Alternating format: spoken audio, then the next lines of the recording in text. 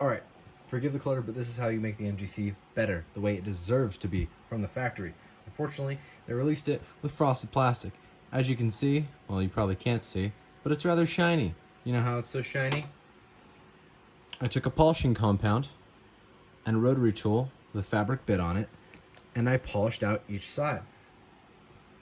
Luckily, because it's a plastic polishing compound, it ate through the frosted plastic a lot. I like to drag my fingers a lot across the top and bottoms with U and D layers for turns, so I need this. I need grip.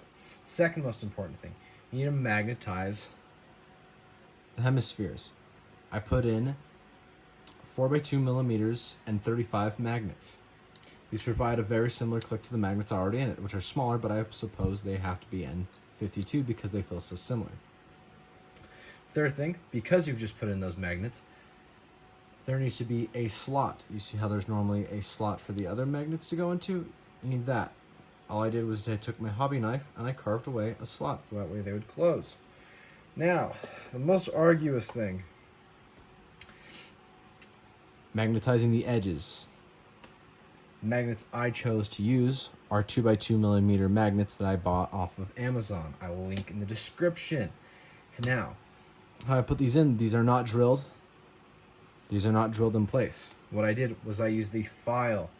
Now, the size of the file happens to be the cubicle file. Hashtag give me a sponsorship. Anyways, this diamond file happens to be a very good size to slot out for the magnets. Now, it's very hard to get it precise, but there is a line on there. You can't quite see it, but there is a line there.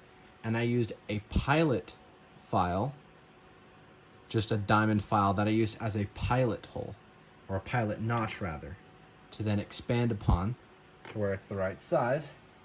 And I place them in. I'll put the cap on like this.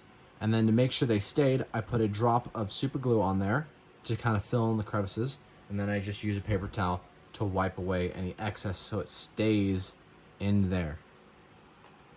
Now, quick note with the magnets, I did double stack these.